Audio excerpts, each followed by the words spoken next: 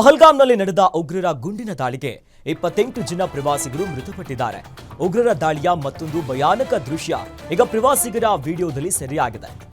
ಸಿಕ್ಕಲ್ಲಿ ಗುಂಡನ್ನ ಹಾರಿಸುತ್ತಿದ್ದ ಉಗ್ರರಿಂದ ಪ್ರವಾಸಿಗರು ಪ್ರಾಣವನ್ನ ಉಳಿಸಿಕೊಳ್ಳುವುದಕ್ಕೆ ಹರಸಾಹಸವನ್ನ ಪಡುತ್ತಿರೋ ಇನ್ನು ಗುಂಡಿನ ದಾಳಿಗೆ ಕುಸಿದು ಬೀಳುತ್ತಿರುವಂತಹ ಭಯಾನಕ ದೃಶ್ಯಗಳು ಪ್ರವಾಸಿಗರ ವಿಡಿಯೋದಲ್ಲಿ ಸೆರೆಯಾಗಿದೆ.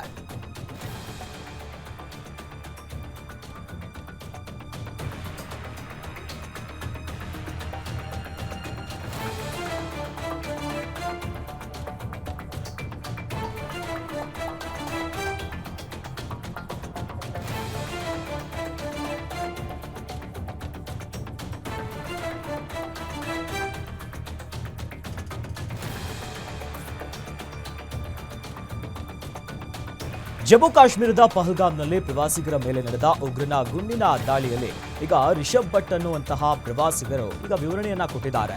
ಜಿಪ್ಲೈನ್ ಆಪರೇಟರ್ ಆರಂಭದಲ್ಲಿ 3 ಬಾರಿ ಅಲ್ಲಾಹು ಅಕ್ಬರ್ ಅಂತ ಹೇಳ್ತಾನೆ. ಆತ ಅಲ್ಲಾಹು ಅಕ್ಬರ್ ಅಂತಿದ್ದಂತೆ ಗುಂಡಿನ ದಾಳಿ ಶುರುವಾಯಿತು. ನನ್ನ ಪತ್ನಿ ಮತ್ತು ಮಗನ ಎದುರೇ ಇಬ್ಬರನ್ನ ಗುಂಡಕ್ಕೆ ಕೊಂದ್ರು. ಪತ್ನಿ ಮಗ ಕೆಳಗೆ ಜೋರಾಗಿ ಕೂಗ್ತಾ ಇದ್ರು. ಜಿಪ್ಲೈನ್ ನಿಂದ ಕೆಳಗಡೆ ಇಳಿದ ಕೂಡಲೇ ಪತ್ನಿ ಮಗನ ಜೊತೆ ಓಡಿ ಹೋದೆ. ಓಡುವಾಗ ನಮ್ಮ ಹಿಂದೆ ಇದ್ದವರಿಗೂ ಕೂಡ ಗುಂಡೇಟು ತಗಲೇ ನಮ್ಮ ಕಣ್ಮುಂದೆನೆ ಪ್ರಾಣ ಬಿಟ್ರು ಅಂತ ರಿಷಿ ಭಟ್ ವಿವರಿಸಿದ್ದಾರೆ.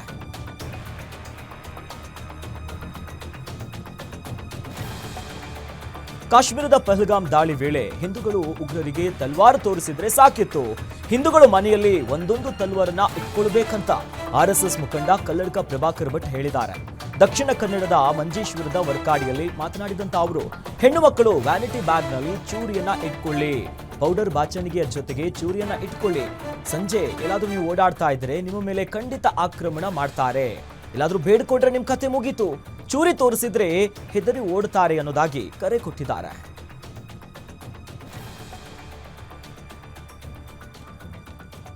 ಪಹಲ್ಗಾಮ್ ದಾಳಿಯ ನಂತರ ಪಾಕಿಸ್ತಾನದ ಭಯೋತ್ಪಾದಕ ಚಟುವಟಿಕೆಗಳಿಗೆ ಭಾರತೀಯರು ರೋಸಿ ಹೋಗಿದ್ದಾರೆ. ಆದರೆ ಈ ನಡುವೆ ಕಾಶ್ಮೀರದ ಆಟೋ ಡ್ರೈವರ್ ಒಬ್ಬ ನಾಲಿಗೆಯನ್ನು ಹರಿಬಿಟ್ಟಿದ್ದಾನೆ.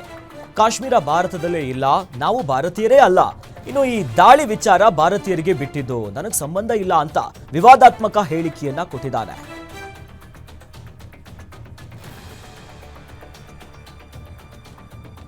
ಭಯೋತ್ಪಾದಕ ದಾಳಿಯ ವಿರುದ್ಧ ಒಗ್ಗಟ್ಟು ಪ್ರದರ್ಶಿಸಲು ಆದಷ್ಟು ಬೇಗ ಸಂಸತ್ತಿನ ಉಭಯ ಸದನಗಳ ವಿಶೇಷ ಅಧಿವೇಶನವನ್ನ ಕರೆಯುವಂತೆ ಪ್ರಧಾನಿ ನರೇಂದ್ರ ಮೋದಿ ಅವರಿಗೆ ಲೋಕಸಭೆಯ ವಿರೋಧ ಪಕ್ಷದ ನಾಯಕ ರಾಹುಲ್ ಗಾಂಧಿ ಅವರು ಪತ್ರ ಬರೆದಿದ್ದಾರೆ. ಪತ್ರದ ಪ್ರತಿಯನ್ನ ಸಾಮಾಜಿಕ ಮಾಧ್ಯಮ ಎಕ್ಸ್ನಲ್ಲಿ ಪೋಸ್ಟ್ ಮಾಡಿರುವ ಅವರು, ನಿರ್ಣಾಯಕ ಸಮಯದಲ್ಲಿ ಭಯೋತ್ಪಾದನೆಯ ವಿರುದ್ಧ ನಾವು ಯಾವಾಗಲೂ ಕೂಡ ಒಗ್ಗಟ್ಟಿನಲ್ಲಿ ನಿಲ್ತೇವೆ ಅನ್ನೋದನ್ನ ಭಾರತ ತೋರಿಸಬೇಕನ್ನೋದಾಗಿ ಹೇಳಿದ್ದಾರೆ.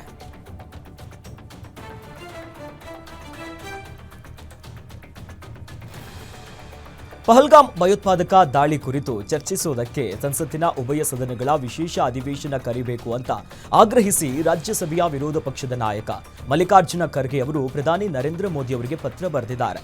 ಕೇಂದ್ರ ಏನೇ ನಿರ್ಧಾರವನ್ನ ತೆಗೆದುಕೊಂಡ್ರು ನಿಮ್ಮ ಜೊತೆ ನಾವಿರ್ತೇವೆ.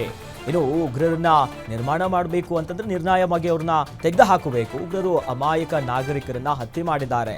ದೇಶದ ಐಕ್ಯತೆಗಾಗಿ ನಾವೆಲ್ಲರೂ ಕೂಡ ಒಂದಾಗೋಣ. ಕಠಿಣ ಕ್ರಮಗಳ ಬಗ್ಗೆ ಚರ್ಚಿಸಲು ಅಧಿವೇಶನವನ್ನ ಕರೆಯಿರಿ ಅಂತ ಪತ್ರದಲ್ಲಿ ಉಲ್ಲೇಖಿಸಿದ್ದಾರೆ. ಪತ್ರದ ಪತಿಯನ್ನ ಎಐಸಿಸಿ ಪ್ರಧಾನ ಕಾರ್ಯದರ್ಶಿ ಆಗಿರುವಂತಹ ಜೈರಾಮ್ ಸುರೇಶ್ ಸಾಮಾಜಿಕ ಮಾಧ್ಯಮ ಎಕ್ಸ್ನಲ್ಲಿ ಪೋಸ್ಟ್ ಮಾಡಿದ್ದಾರೆ.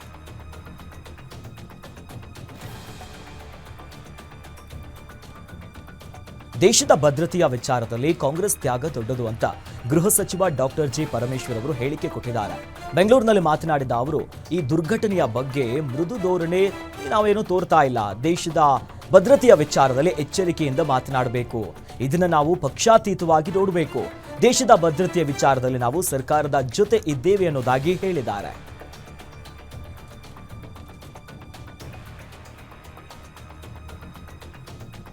ಪಹಲ್ಗಾಮ್ ಘಟನೆ ಬಳಿಕ ಭಾರತ ಮತ್ತು ಪಾಕಿಸ್ತಾನದ ಗಡಿಭಾಗದಲ್ಲಿ ಈಗ ಬಿಗುವಿನ ವಾತಾವರಣ ಸೃಷ್ಟಿಯಾಗಿದೆ. ಸತತ 5ನೇ ದಿನ ಪಾಕ್ ಗಡಿ ನಿಯಂತ್ರಣ ರೇಖೆಯಲ್ಲಿ ಕದನ ವಿರಾಮ ಉಲ್ಲಂಘಿಸಿದೆ. ಪಾಕಿಸ್ತಾನ ಸೇನೆಯು ಈಗ ಕುಪ್ವಾರ ಮತ್ತು ಬಾರಾಮುಲ್ಲಾ ಜಿಲ್ಲೆಗಳ ಎದುರಿನ ಪ್ರದೇಶಗಳಲ್ಲಿ ಈಗ ದೊಡ್ಡ ಮಟ್ಟದ ನಿಯಂತ್ರಣ ರೇಖೆಯನ್ನ ದಾಟಿ ಗುಂಡಿನ ದಾಳಿಯನ್ನು ನಡೆಸ್ತಾ ಇದೆ. ಪಾಕ್ ಗುಂಡಿನ ದಾಳಿಗೆ ಭಾರತೀಯ ಸೇನೆಯೂ ಕೂಡ ಪ್ರತ್ಯುತ್ತರವನ್ನ ನೀಡಿದೆ.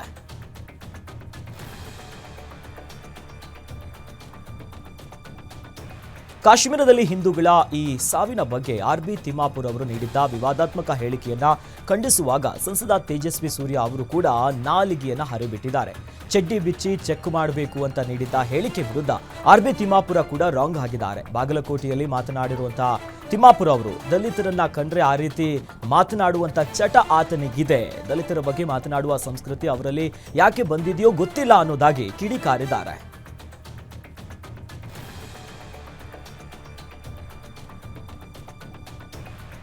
ಮಾನವೀಯತೆಯಲ್ಲಿ ನಂಬಿಕೆ ಇಟ್ಟವರು ಪಹಲ್ಗಾಮ್ ದಾಳಿ ಖಂಡಿಸಬೇಕು ಅಂತ ಸಚಿವ ಎಂಬಿ ಪಾಟೀಲ್ ಅವರು ವಾಗ್ದಾಳಿ ನಡೆಸಿದ್ದಾರೆ. ವಿಜಯಪುರದಲ್ಲಿ ಮಾತನಾಡಿದ ಅವರು ಉಗ್ರರು ಮಾಡಿದ್ದು ಹೇಡಿತನದ ಕೃತ್ಯ, ಹುಡುಕಾಡಿ ತೆಗೆದು ಉಗ್ರರನ್ನ ಕೊಲ್ಲಬೇಕು. ಅಂತಾರಾಷ್ಟ್ರೀಯ ಮಟ್ಟದಲ್ಲಿ ಪಾಕಿಸ್ತಾನವನ್ನ ಮೂಲೆಗುಂಪು ಮಾಡಬೇಕು. ಕಾಶ್ಮೀರಿಗಳು ಭಾರತದ ಪರ, ಶಾಂತಿ ಪರ ಇದ್ದಾರೆ.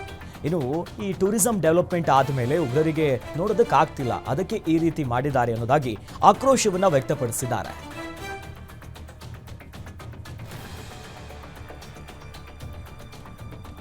ಜಾತಿ ಗಣತಿ ವರದಿ ವಿಚಾರಕ್ಕೆ ಜೆಡಿಎಸ್ ನಾಯಕ ವೆಂಕಟರಾವ್ ನಾಡಗೌಡ ಅವರು ಆಕ್ರೋಶಗೊಂಡಿದ್ದಾರೆ. ರಾಯಚೂರಿನಲ್ಲಿ ಮಾತನಾಡಿದ ಅವರು, ನಾಡಗೌಡರು ರಾಜ್ಯದಲ್ಲಿ ಒಕ್ಕಲಿಗರು, ಲಿಂಗಾಯತರನ್ನ ಬಿಟ್ಟು ಸಿಎಂ ಆಗಲು ಯಾರಿಂದಲೂ ಕೂಡ ಸಾಧ್ಯವಿಲ್ಲ. ನಾವು ಕೈ ಜೋಡಿಸಿದಾಗ ಮಾತ್ರ ನೀವು ಸಿಎಂ ಆಗ್ತೀರಿ. ಇದನ್ನ ಎಲ್ಲಾ ಪಕ್ಷಗಳು ಅರ್ಥ ಮಾಡ್ಕೊಳ್ಬೇಕು ಅಂತ ಪರೋಕ್ಷವಾಗಿ ಸಿಎಂ ಸಿದ್ದರಾಮಯ್ಯನವರ ವಿರುದ್ಧ ಗುಡುಗಿದ್ದಾರೆ.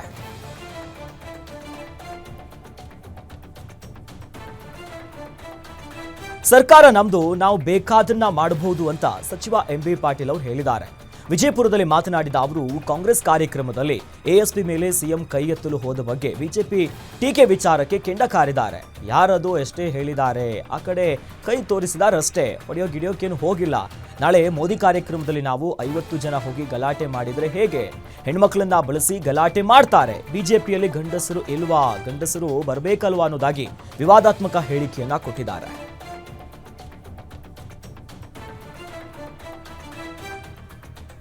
ಕಾಂಗ್ರೆಸ್ ಕಾರ್ಯಕ್ರಮದಲ್ಲಿ ಧಾರವಾಡ ಎಎಸ್ಪಿ ನಾರಾಯಣ್ ಭರಮನಿ ಮೇಲೆ ಕೈ ಮಾಡಲು ಸನ್ನೆ ಮಾಡಿದ ಸಿಎಂ ವಿರುದ್ಧ ಜನ ರೊಚ್ಚಿಗೆದ್ದಿದ್ದಾರೆ. ಎಬಿವಿಪಿ ಸಂಘಟನೆಯಿಂದ ಬೆಳಗಾವಿ ಚೆನ್ನಮ್ಮ ಸರ್ಕಲ್ನಲ್ಲಿ ಪ್ರತಿಭಟನೆ ಮಾಡಿ ಆಕ್ರೋಶವನ್ನ ಹೊರಗಾಕಿದ್ದಾರೆ. ಸಿಎಂ ಸಿದ್ದರಾಮಯ್ಯನವರ ಭಾವಚಿತ್ರಕ್ಕೆ ಬೆಂಕಿ ಹಚ್ಚಿ ಆಕ್ರೋಶವನ್ನ ಹೊರಗಾಕಿದ್ದಾರೆ. ಈ ವೇಳೆ ಡಿಸಿ ಕಚೇರಿಯ ಮುಂಭಾಗದಲ್ಲಿದ್ದಂಥ ಪೊಲೀಸರು ಹಾಗೂ ಎಬಿವಿಪಿ ಕಾರ್ಯಕರ್ತರ ನಡುವೆ ಜಟಾಪಟಿ ನಡೆದಿದೆ. ನಿಮ್ಮ ಪರವಾಗಿ ನಾವು ಹೋರಾಟ ಮಾಡ್ತಿದ್ದೇವೆ, ನಮಗೂ ಕೂಡ ನೀವು ಸರ್ಕಾರವನ್ನ ಏನು ಮಾಡಿದೆ ಇದಕ್ಕೆ ಸಹಕಾರ ಕೊಡಿ ಅನ್ನೋದಾಗಿ ಹೇಳಿದ್ದಾರೆ.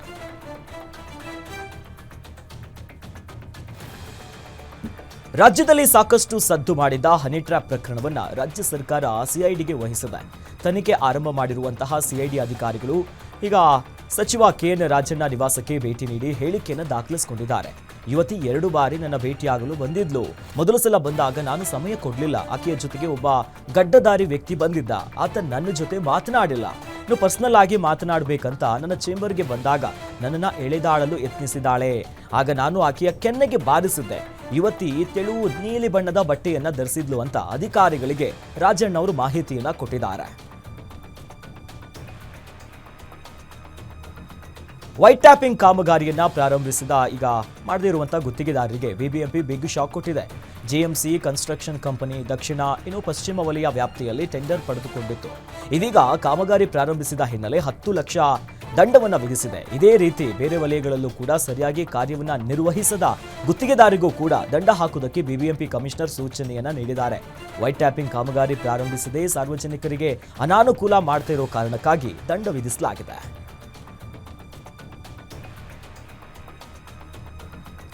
ನೆಲಮಂಗಲವನ್ನೇ ಬೆಚ್ಚಿ ಬೀಳಿಸಿದ್ದ ದಿಲೀಪ್ ಹತ್ಯೆ ಪ್ರಕರಣದ ಆರೋಪಿಗಳನ್ನ ಪೊಲೀಸರು ಬಂಧಿಸಿದ್ದಾರೆ. ಕೊಲೆ ಪ್ರಕರಣದ 3 ಆರೋಪಿಗಳಾದ ವರುಣ್, ಅರುಣ್, ಶ್ರೀನಿವಾಸ್ನನ್ನ ತುಮಕೂರು ಪೊಲೀಸರು ಬಂಧಿಸಿ ನೆಲಮಂಗಲ ಪೊಲೀಸರಿಗೆ ಒಪ್ಪಿಸಿದ್ದಾರೆ. ಕೊಲೆ ಮಾಡಿ ದಿಲೀಪ್ ಮೃತದೇಹವನ್ನ ಜಯಪುರದಲ್ಲಿ ಎಸೆದು ಹಂತಕರು ಚಿಕ್ಕಮಗಳೂರಿಗೆ ಪರಾರಿಯಾಗಿದ್ರು. ಪ್ರಕರಣವನ್ನ ಬೆನ್ನತ್ತಿದಂತ ಪೊಲೀಸರು 18 ಗಂಟೆ ಒಳಗೆ ಆರೋಪಿಗಳನ್ನ ಬಂಧಿಸುವಲ್ಲಿ ಯಶಸ್ವಿಯಾಗಿದ್ದಾರೆ.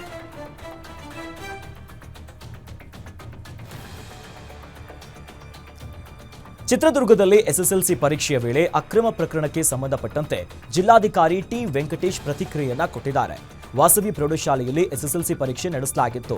ಇನ್ನು ಸಾಮೂಹಿಕ ಕಾಪಿ ನಡೆಸಲಾಗಿದೆ ಅನ್ನುವಂತ ಮಾಹಿತಿ ಸಿಕ್ಕಿತ್ತು. ಸಿಸಿಟಿವಿ ದೃಶ್ಯಗಳ ಮೂಲಕ ನಾವು ಪರಿಶೀಲನೆ ಮಾಡಿದ್ದೇವೆ. ಆಗ ಅಲ್ಲಿ ಅನಧಿಕೃತ ಮಹಿಳೆ ಕೆಲ ಪರೀಕ್ಷಾ ರೂಮ್ಗಳಿಗೆ ಹೋಗಿ ಬಂದಿದ್ದು ಗೊತ್ತಾಯಿತು.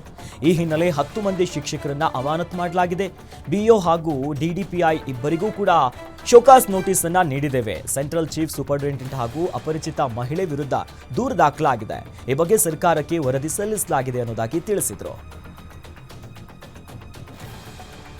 ನಕಲಿ ನಾಗಸಾಧು ಓರ್ವ ವ್ಯಕ್ತಿಯಿಂದ ಚಿನ್ನದ ಉಂಗುರವನ್ನ ಕಸಿದು ಎಸ್ಕೇಪ್ ಆಗಿರುವಂತಹ ಘಟನೆ ಬೆಂಗಳೂರಿನ ಶಾಂಗ್ರಿಲಾ ಹೋಟೆಲ್ ಎದುರು ನಡೆದಿದೆ. ವಯಾಲಿ ಕಾವಲ್ ನಿವಾಸಿ ವೆಂಕಟ ಕೃಷ್ಣಯ್ಯ ಎಂಬಾತನಿಂದ 10 ಗ್ರಾಂ ಚಿನ್ನದ ಉಂಗುರವನ್ನ ಕಸಿದು ಪರಾರಿಯಾಗಿದ್ದಾನೆ. ನಿನಗೆ ಒಳ್ಳೇದಾಗತ್ತೆ, ನಿನ್ನ ಉಂಗುರ ಕೊಡಲಿ ಅನ್ನೋದಾಗಿ ಹೇಳಿ ಈ ನಾಗಸಾಧು ಉಂಗುರ ಸಿಕ್ತಿದ್ದಂತೆ ಕಣ್ಣಿಗೆ ಬೂದಿ ಎರಚಿ ಎಸ್ಕೇಪ್ ಆಗಿದ್ದಾನೆ. ಹೈಗ್ರೌಂಡ್ ಪೊಲೀಸ್ ಠಾಣೆಯಲ್ಲಿ ದೂರು ದಾಖಲಾಗಿದ್ದು ಕಳ್ಳ ಬಾಬನಿಗೆ ಈಗ ಹುಡುಕಾಟ ನಡೆಸಲಾಗ್ತಿದೆ.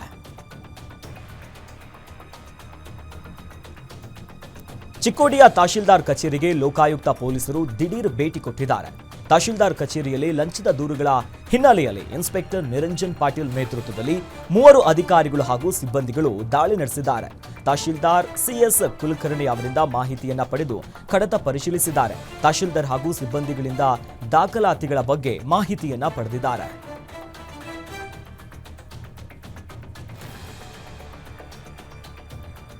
ನೆಲಮಂಗಲ ಹಾಗೂ ಬೆಂಗಳೂರು ಸಮೀಪ 2ನೇ ವಿಮಾನ ನಿಲ್ದಾಣದ ನಿರ್ಮಾಣಕ್ಕೆ ಅಧಿಕಾರಿಗಳಿಂದ ಸ್ಥಳ ಪರಿಶೀಲನೆ ನಡೆದಿತ್ತು. ಇದನ್ನು ವಿರೋಧಿಸಿ 16 ಗ್ರಾಮದ ಜನರು ರಾಮನಗರ ಜಿಲ್ಲೆಯ ಮಾಗಡಿ ತಾಲೂಕಿನ ದಾಸಪ್ಪನ ಪಾಳ್ಯದಲ್ಲಿ ಪ್ರತಿಭಟನೆಯನ್ನು ನಡೆಸಿದ್ದಾರೆ. ಪೂರ್ವ ಕಾರ್ಯ ಸಾಧ್ಯತಾ ಅಧ್ಯಯನಕ್ಕಾಗಿ ವಿಮಾನ ನಿಲ್ದಾಣಕ್ಕೆ ಸೂಕ್ತ ಸ್ಥಳ ಏನ್ ಬೇಕು ಅದನ್ನು ಗುರುತಿಸಿ ಎಎಐ ತಂಡ ಬಂದು ಸ್ಥಳ ಪರಿಶೀಲಿಸಿದ್ರು. ಈಗ ಬೆನ್ನಲ್ಲೇ ದಾಸೇಗೌಡನ ಪಾಳ್ಯ ಸೇರಿ ಹಲವು ಹಳ್ಳಿಗಳ ಪಂಚಾಯಿತಿ ವ್ಯಾಪ್ತಿಯ 100 ಜನರು ಸಿಡಿದೆದ್ದಿದ್ದಾರೆ.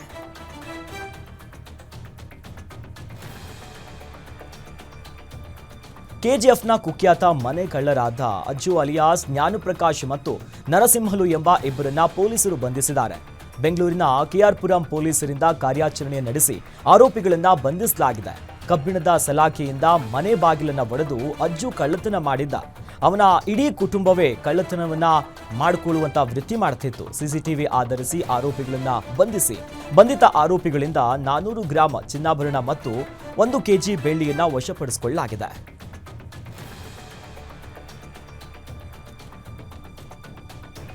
ಹಾಡು ಹಗಲೇ 1200ಕ್ಕೂ ಹೆಚ್ಚು ಅಡಿಕೆ ಗಿಡಗಳನ್ನು ದುಷ್ಕರ್ಮಿಗಳು ಕಡಿದು ಹಾಕಿದ್ದಾರೆ. ದಾವಣಗೆರೆ ಜಿಲ್ಲೆಯ ಶಂಕರನಹಳ್ಳಿ ಗ್ರಾಮದಲ್ಲಿ ಈ ಘಟನೆ ನಡೆದಿದೆ. ಬಾಡ ಗ್ರಾಮದ ನಿವಾಸಿ ಪುಷ್ಪಮ್ಮ ಅನ್ನುವವರು 2 ಎಕರೆ ಜಮೀನಿನಲ್ಲಿ 1200ಕ್ಕೂ ಅಧಿಕ ಅಡಿಕೆ ಗಿಡಗಳನ್ನು ಬೆಳೆದಿದ್ರು. ಸ್ಥಳಕ್ಕೆ ಮಾಯಕೊಂಡ ಪೊಲೀಸರು ಭೇಟಿ ನೀಡಿ ಪರಿಶೀಲನೆ ನಡೆಸಿದ್ದಾರೆ. ಘಟನೆ ಸಂಬಂಧ ಸ್ಥಳೀಯ ಠಾಣೆಯಲ್ಲಿ ಪ್ರಕರಣ ದಾಖಲಾಗಿದೆ.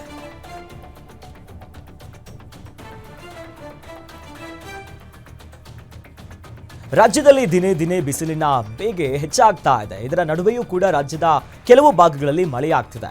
ಮುಂದಿನ 2 ದಿನಗಳ ಕಾಲ ಮಳೆ ಮುಂದುವರಲಿದೆ ಅಂತ ಹವಾಮಾನ ಇಲಾಖೆ ಮುನ್ಸೂಚನೆಯನ್ನ ಕೊಟ್ಟಿದೆ.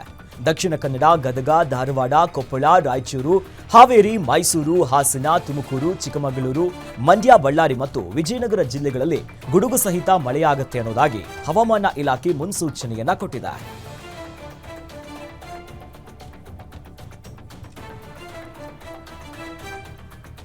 ಕುಖ್ಯಾತ ಅಂತಾರಾಜ್ಯ ಮನೆಗಳ್ಳ ಆರೋಪಿ ಶಿವಪ್ರಸಾದ್ನನ್ನ ಕಲಬುರಗಿಯ ಪೊಲೀಸರು ಬಂಧಿಸಿದ್ದಾರೆ. ಬಂಧಿತನಿಂದ 412 ಗ್ರಾಂ ಚಿನ್ನಾಭರಣವನ್ನ ಪೊಲೀಸರು ವಶಪಡಿಸಿಕೊಂಡಿದ್ದಾರೆ. ಶಿವಪ್ರಸಾದ್ ವಿರುದ್ಧ ಹಲವು ರಾಜ್ಯಗಳಲ್ಲಿ 260ಕ್ಕೂ ಅಧಿಕ ಪ್ರಕರಣಗಳು ದಾಖಲಾಗಿದ್ದು ಕಲಬುರಗಿಯಲ್ಲಿ ಸರಿಸುಮಾರು 10 ಪ್ರಕರಣಗಳು ದಾಖಲಾಗಿವೆ. ಇನ್ನು ಕದ್ದ ಚಿನ್ನಾಭರಣವನ್ನ ಆರೋಪಿ ಸಾಮಾಜಿಕ ಕಾರ್ಯಕ್ಕೆ ಬಳಕೆ ಮಾಡ್ತಿದ್ದ ಅಂತ ಹೇಳಲಾಗ್ತಿದೆ.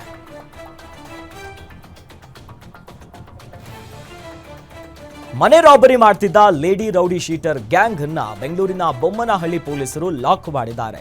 ಅಪ್ರಾಪ್ತ ಬಾಲಕರಿಗೆ ಗಾಂಜಾ ಹೊಡಿಸಿ ಮನೆಗಳ ಕಳ್ಳತನ ಮಾಡಿಸುತ್ತಿದ್ದ ಶಬ್ರಿನಾ ಎಂಬಾಕೆ ಈಗ ನೀಲು ಎಂಬ ಮತ್ತೊಬ್ಬ ಮಹಿಳೆ ಜೊತೆಗೆ ಸೇರಿ ಕೃತ್ಯವನ್ನು ನಡೆಸ್ತಾ ಇದ್ಲು. ಕಳೆದ ಕೆಲ ತಿಂಗಳ ಹಿಂದೆ ಬೊಮ್ಮನಹಳ್ಳಿಯ ಕಡೆ ಆಕ್ಟಿವ್ ಆಗಿದ್ದಂತ ಈ ಶಬ್ರಿನ್ ಗ್ಯಾಂಗ್ ಅನ್ನ ಖಾಕಿ ಪಡೆ ಅರೆಸ್ಟ್ ಮಾಡಿದ್ದಾರೆ. ಬಂಧಿತ ಆರೋಪಿಗಳಿಂದ 160 ಗ್ರಾಂ ಚಿನ್ನಾಭರಣ ಹಾಗೂ ಕೃತ್ಯಕ್ಕೆ ಬಳಸಿದ್ದ ಆಟೋವನ್ನ ವಶಕ್ಕೆ ಪಡೆದಿದ್ದಾರೆ.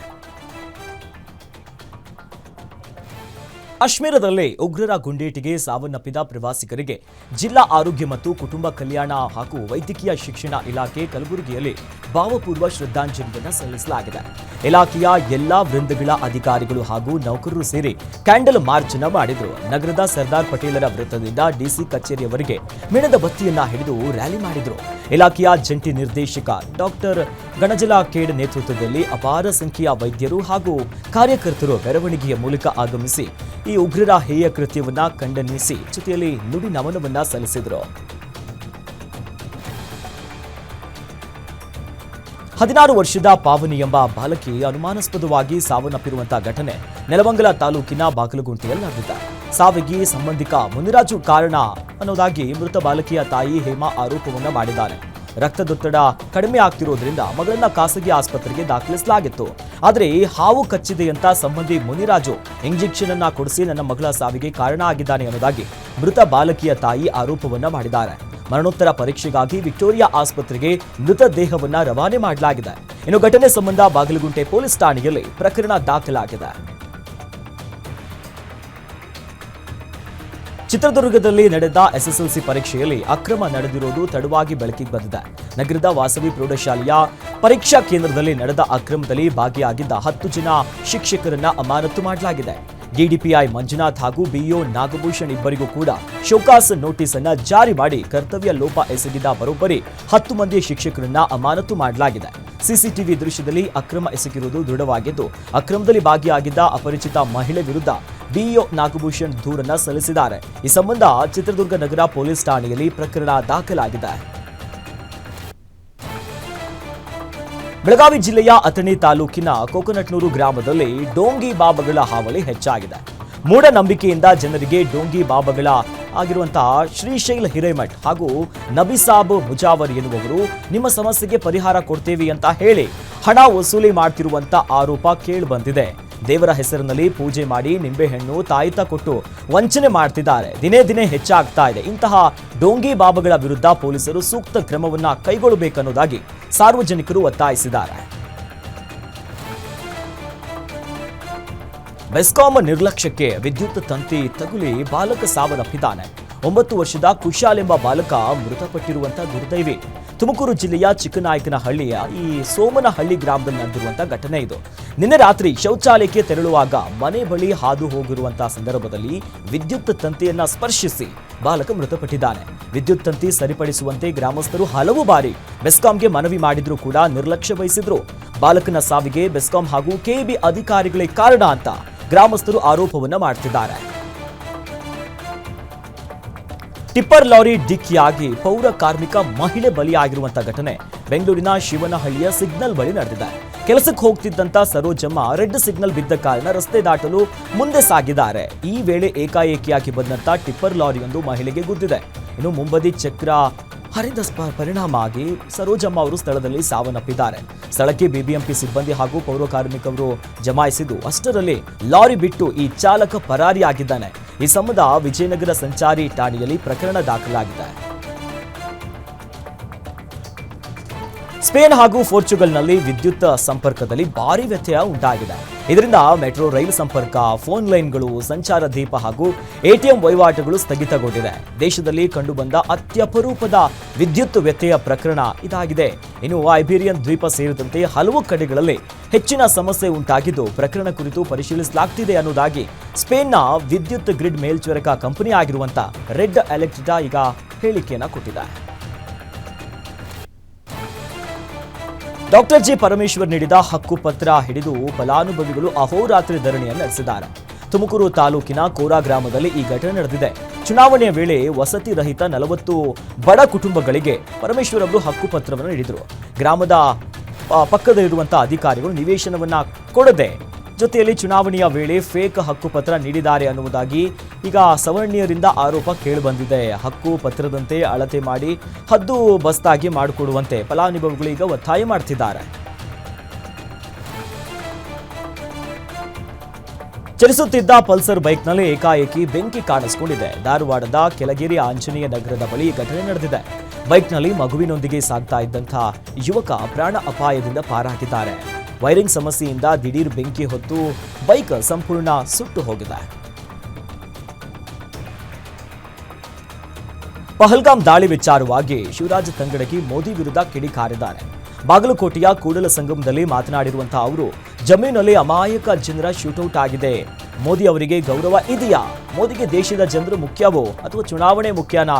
ಇನ್ನು ಭದ್ರತಾ ವೈಫಲ್ಯ ಮುಚ್ಚಿಕೊಳ್ಳೋಕೆ ಬೇರೆಯವರ ಮೇಲೆ ಗೂಬೆ ಕೂರಿಸುವಂತ ಕೆಲಸ ಮಾಡ್ತಾರೆ.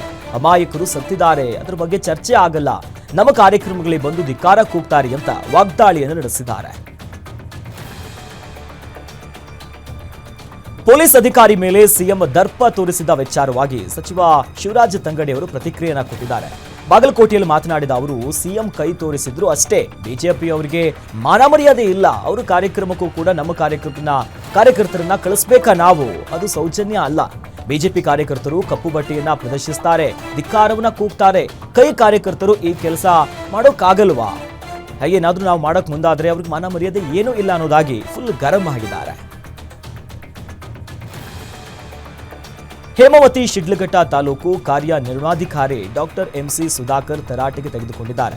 ಕಟ್ಟಡಕ್ಕೆ ಪ್ಲಾಸ್ಟಿಂಗ್ ಸರಿಯಾಗಿ ಇಲ್ಲದ ಕಾರಣ ಸಿಇಒಗೆ ಶಿಡ್ಲಘಟ್ಟ ಶಾಸಕ ಬಿಎನ್ ರವಿಕುಮಾರ್ ಅವರು ಎದುರೀಗ ಸಚಿವ ಕ್ಲಾಸ್ ತೆಗೆದುಕೊಂಡಿದ್ದಾರೆ. ಜಂಗಮಕೋಟೆ ಪಂಚಾಯಿತಿ ಕಟ್ಟಡ ಉದ್ಘಾಟನೆ ಪ್ರಶ್ನಿಸಿದ ವೇಳೆ ಅಧಿಕಾರಿ ಉತ್ತರಿಸಲು ತಡಬಾಯಿಸಿದ್ದಾರೆ. ಆಫ್ರಿಕಾದ ವಲಸಿಗರು ಬಂಧನದಲ್ಲಿದ್ದ ಕೇಂದ್ರದ ಮೇಲೆ ಅಮೆರಿಕದ ವಾಯುಸೇನೆ ದಾಳಿ ಮಾಡಿದೆ. ಈ ಪರಿಣಾಮ 68 ಮಂದಿ ಮೃತಪಟ್ಟು 17 ಮಂದಿ ಗಾಯಗೊಂಡಿದ್ದಾರೆ ಅನ್ನೋದಾಗಿ ಈಗ ಏಮನ್ನ ಬಂಡುಕೋರರು ಆರೋಪಿಸಿದ್ದಾರೆ. ಈ ಕುರಿತು ಅಮೆರಿಕ ಸೇನೆ ಯಾವುದೇ ಪ್ರತಿಕ್ರಿಯೆ ಕೊಟ್ಟಿಲ್ಲ. ಹೌತಿಗಳ ಭದ್ರಕೋಟೆಯಾದ ಏಮನ್ನ ಸಾದ ಪಟ್ಟಣದ ಮೇಲೆ ಈ ದಾಳಿ ನಡೆದಿದೆ. ಹಿರಿಯ ನಟ ಅನಂತ್ ನಾಗ್ಗೆ ಕೇಂದ್ರ ಸರ್ಕಾರ ಇತ್ತೀಚೆಗೆ ಪದ್ಮಭೂಷಣ ಗೌರವವನ್ನ ಘೋಷಿಸಿತು. ನಿನ್ನೆಯಷ್ಟೇ ದೆಹಲಿಯ ರಾಷ್ಟ್ರಪತಿ ಭವನದಲ್ಲಿ ನಟ ಚಿರಂಜೀವಿ, ಅಜಿತ್ ಸೇರಿದಂತೆ ಒಂದಷ್ಟು ಮಂದಿಗೆ ಪದ್ಮ ಗೌರವವನ್ನ ಸ್ವತಃ ರಾಷ್ಟ್ರಪತಿ ದ್ರೌಪದಿ ಮುರ್ಮು ಅವರೇ ಪ್ರದಾನ ಮಾಡಿದ್ದಾರೆ. ಆದರೆ ಪಟ್ಟಿಯಲ್ಲಿದ್ದ ನಮ್ಮ ಕನ್ನಡದ ಹಿರಿಯ ನಟ ಅನಂತ್ ನಾಗ್ಗೆ ಯಾಕೆ ನೀಡಿಲ್ಲ ಅನ್ನೋ ಪ್ರಶ್ನೆ ಎಲ್ಲರಲ್ಲೂ ಕೂಡ ಮೂಡಿದೆ. ಈ ಬಗ್ಗೆ ಗ್ಯಾರಂಟಿ ನ್ಯೂಸ್ಗೆ ಪ್ರತಿಕ್ರಿಯಿಸಿರುವಂತಹ ಅನಂತ್ ನಾಗ್ ಪತ್ನಿ ಗಾಯತ್ರಿ 2 ಬ್ಯಾಚ್ಗಳ ಮೂಲಕ ಪ್ರಶಸ್ತಿ ಪ್ರದಾನ ಮಾಡ್ತಿದ್ದಾರೆ. ನಮ್ಮದು 2ನೇ ಬ್ಯಾಚ್ ಮೂಲಕ ಪ್ರದಾನ ಆಗತ್ತೆ ಅನ್ನೋದಾಗಿ ಹೇಳಿದ್ದಾರೆ. ಆಂಕರ್ ಅನುಶ್ರೀ ಹಾಗೂ ಹನುಮಂತ ಮಧ್ಯೆ ಒಳ್ಳೆಯ ಬಾಂಡಿಂಗ್ ಇದೆ. ಇದಕ್ಕೆ ಸಾಕ್ಷಿ ಒದಗಿಸುವ ರೀತಿಯಲ್ಲಿ ಇದೇ ಹನುಮಂತ ಹಂಚಿಕೊಂಡಿರುವಂತಹ ಫೋಟೋಗಳು. ಇಬ್ಬರ ಬಾಂಡಿಂಗ್ ನೋಡಿ ಫ್ಯಾನ್ಸ್ ಖುಷಿ ಪಟ್ಟಿದ್ದಾರೆ. ಇವರ ಫೋಟೋಗೆ ಭರ್ಜರಿ ಲೈಕ್ ಸಿಗ್ತಾ ಇದೆ. ಹನುಮಂತ ಅವರು ರಾಜೇಶ್ ಕೃಷ್ಣನ್ ಜೊತೆಯೂ ಕೂಡ ಕಾಣಿಸಿಕೊಂಡಿದ್ದಾರೆ. ಇವರುಗಳನ್ನ ಗುರುಗಳು ಅಂತ ಕರೀತಾರೆ ರಾಜೇಶ್ ಕೃಷ್ಣನ್ ಅವ್ರನ್ನ. ಇನ್ನು ಹನುಮಂತ ಅವರ ಖ್ಯಾತಿ ದಿನ ಕಳೆದಂತೆ ಹೆಚ್ಚಾಗ್ತಿದೆ. ಅವರು ಮತ್ತೆ ಜಿ ಕನ್ನಡ ವೇದಿಕೆ ಮೇಲೆ ಕಾಣಿಸಿಕೊಳ್ಳಲಿ ಅಂತ ಫ್ಯಾನ್ಸ್ ಬಯಸುತ್ತಿದ್ದಾರೆ. ನಟ ಯಶ್ ಅವರ ತಾಯಿ ಪುಷ್ಪಾ ಕೂಡ ನಿರ್ಮಾಪಕಿಯಾಗಿ ಚಿತ್ರರಂಗಕ್ಕೆ ಪಾದಾರ್ಪಣೆ ಮಾಡ್ತಿದ್ದು ಈಗ PA ಅನ್ನೋ ಬ್ಯಾನರ್ ಮೂಲಕ ಅನ್ನದಾತಿ ಆಗ್ತಿದ್ದಾರೆ. ಹೌದು, ನಿನ್ನೆಯಷ್ಟೇ ಈ ವಿಷಯವನ್ನ ಅಫಿಷಿಯಲ್ ಆಗಿ ಅನೌನ್ಸ್ ಮಾಡಲಾಗಿತ್ತು. ಇಂದು ಬೆಳಿಗ್ಗೆ 11 ಗಂಟೆಗೆ ಬಿಗ್ ನ್ಯೂಸ್ ಅನ್ನ ಅನೌನ್ಸ್ ಮಾಡೋದಾಗಿ ಹೇಳಿದ್ರು. ಅದರಂತೆ ನಾಳೆ ಬೆಳಿಗ್ಗೆ 11 ಗಂಟೆಗೆ ಚಿತ್ರದ ಫಸ್ಟ್ ಲುಕ್ ಅನ್ನ ಅನೌನ್ಸ್ ಮಾಡೋದಾಗಿ ಹೇಳಿದ್ದಾರೆ. ದಿಯಾ ಫೇಮ್ ಪೃಥ್ವಿ ಅಂಬರ್ ಈ ಚಿತ್ರದ ಕಥಾನಾಯಕ ಆಗಲಿದ್ದಾರೆ. ಇನ್ನು ಡೈರೆಕ್ಟರ್ ಸೇರಿದಂತೆ ಚಿತ್ರದ ಕಂಪ್ಲೀಟ್ ಅಪ್ಡೇಟ್ಸ್ ನಾಳೆ ಹೊರಬೀಳಲಿದೆ. ಈಗ ಚಿತ್ರದಲ್ಲಿ ಒಟ್ಟೊಟ್ಟಿಗೆ ತೆರೆಯನ್ನ ಹಂಚಿಕೊಂಡಿದ್ರು ನಟ ನಾನಿ ಹಾಗೂ ಕಿಚ್ಚ ಸುದೀಪ್ ಅವರು. ಹಾಗಾಗಿ ಅಂದಿನಿಂದ ಇಂದಿವರೆಗೂ ಕೂಡ ಅವರಿಬ್ಬರ ನಡುವೆ ಬಾಂಡಿಂಗ್ ಹಾಗೆ ಮುಂದುವರಿಸಿಕೊಂಡು ಬಂದಿತ್ತು. ಇದೀಗ ಕಿಚ್ಚನ ಮಗಳ ವಾಯ್ಸ್ಗೆ ನಟ ನಾನಿ ಬಿಗ್ ಫ್ಯಾನ್ ಆಗಿದ್ದಾರೆ. ಅದ್ಭುತ ಕಂಠವನ್ನ ಹೊಂದಿರುವಂತ ಸಾನ್ವಿ ಸುದೀಪ್ ಅವರ ವಾಯ್ಸ್ ಹಿಟ್ 3 ಸಿನಿಮಾದಲ್ಲಿ ಬಳಸಿಕೊಂಡಿರುವಂತ ನಾನಿ ಮುಂದಿನ ಸಿನಿಮಾದಲ್ಲಿ ಸಾನ್ವಿ ಸುದೀಪ್ ರಿಂದ ಒಂದು ಹಾಡನ್ನ ಹಾಡಿಸಲಿದ್ದಾರಂತೆ. ಈ ವಿಷಯವನ್ನ ನಮ್ಮ ಗ್ಯಾರಂಟಿ ನ್ಯೂಸ್ ಸಂದರ್ಶನದಲ್ಲಿ ಸ್ವತಃ ನಾನಿ ಅವರೇ ಬಹಿರಂಗಪಡಿಸಿದ್ದಾರೆ. ಮುಂಬರುವ ವೆಬ್ ಸೀರೀಸ್ನ ಫ್ಯಾಮಿಲಿ ಮ್ಯಾನ್ 3 ಅಲ್ಲಿ ಕಾಣಿಸಿಕೊಳ್ಳಿರುವಂತಹ ರೋಹಿತ್ ಅವರು ಅಸ್ಸಾಂನ ಬರ್ಗಮ್ ಕಾಡಿನಲ್ಲಿ ಜಲಪಾತದ ಬಳಿ ಶವವಾಗಿ ಪತ್ತೆಯಾಗಿದ್ದಾರೆ. ಒಂದು ದಿನದ ಪ್ರವಾಸೋದ್ಯಮಕ್ಕಂತ ಸ್ನೇಹಿತರೊಂದಿಗೆ ಹೊರಟಿದ್ರು. ಆದರೆ ರೋಹಿತ್ ಸಂಪರ್ಕ ಇದ್ದಕ್ಕಿದ್ದಂತೆ ಕಡಿತ ಆಗಿತ್ತು ಅನ್ನೋದಾಗಿ ಕುಟುಂಬ ಸದಸ್ಯರು ತಿಳಿಸಿದ್ದಾರೆ.